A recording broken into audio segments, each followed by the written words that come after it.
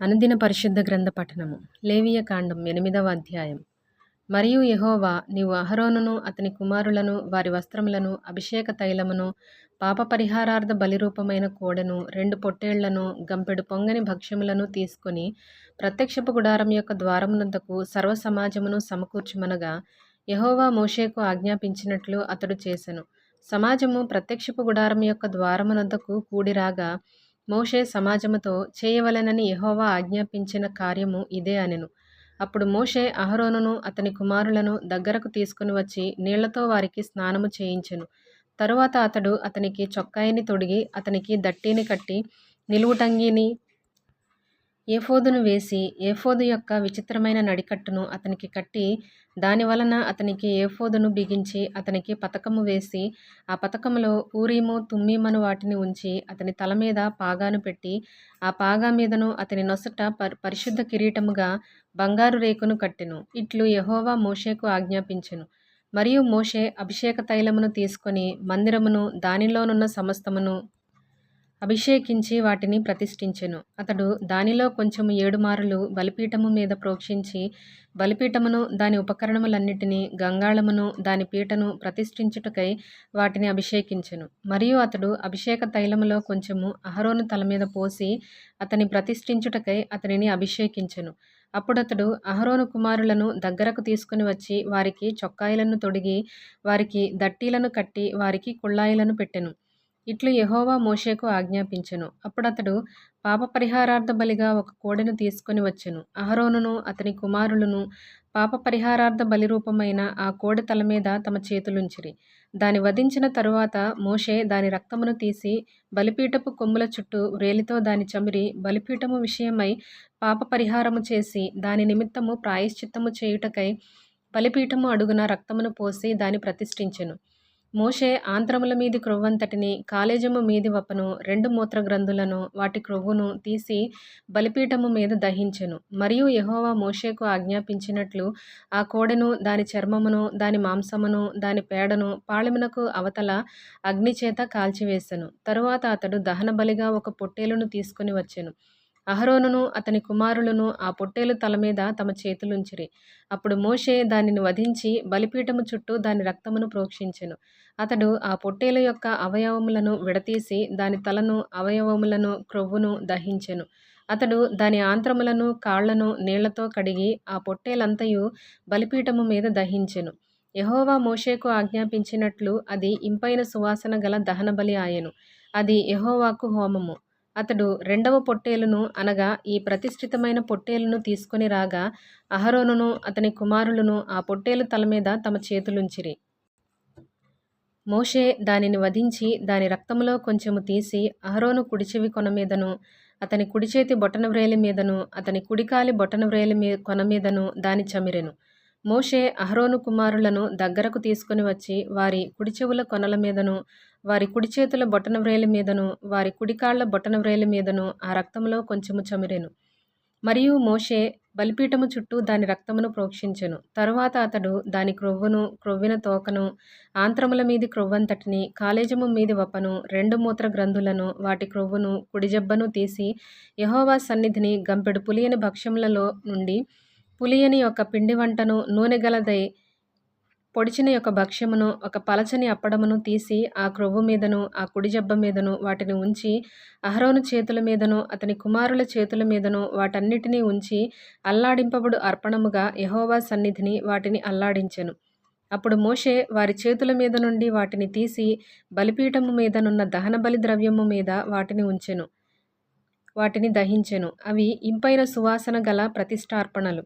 అది యెహోవాకు హోమము. మరియు మోషే దాని బోరను తీసి అల్లాడింపబడు అర్పణముగా యెహోవా సన్నిధిని దానిని అల్లాడించెను.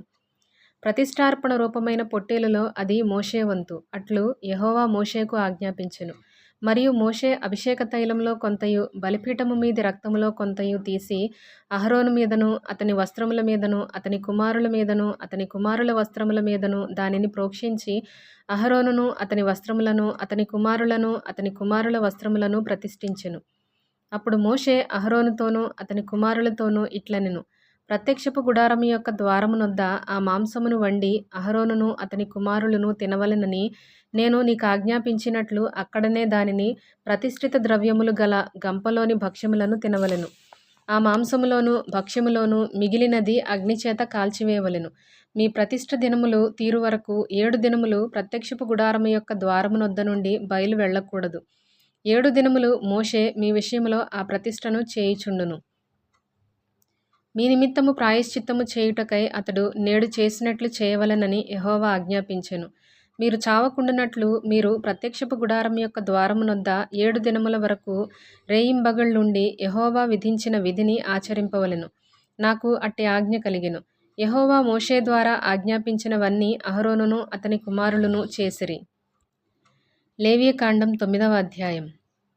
8వ దినమున మోషే అహరోనును అతని కుమారులను ఇశ్రాయేలీల పెద్దలను పిలిపించి అహరోనుతో ఇట్లనెను. నీవు పాప పరిహారార్థ బలిగా నిర్దోషమైన ఒక కోడెదూడను, దహనబలిగా నిర్దోషమైన ఒక పొట్టేలును యెహోవా సన్నిధికి తీసుకొని రమ్ము. మరియు నీవు ఇశ్రాయేలీలతో, మీరు యెహోవా సన్నిధిని బలి నర్పించినట్లు పాప పరిహారార్థ బలిగా నిర్దోషమైన మేకపిల్లను, దహనబలిగా నిర్దోషమైన ఏడాది దూడను, గొర్రెపిల్లను, సమాధాన బలిగా కోడెను, పొట్టేలును, నూనె కలిపిన నైవేద్యమును తీసుకొని రండి. నేడు యెహోవా మీకు కనబడును అని చెప్పుము. మోషే ఆజ్ఞాపించిన వాటిని వారు ప్రత్యక్షపు గుడారము నెదుటికి తీసుకొని వచ్చిరి. సమాజమంతయు దగ్గరకు వచ్చి యెహోవా సన్నిధిని నిలువగా మోషే, మీరు చేయవలెనని యెహోవా ఆజ్ఞాపించినది ఇదే, అట్లు చేయుడి.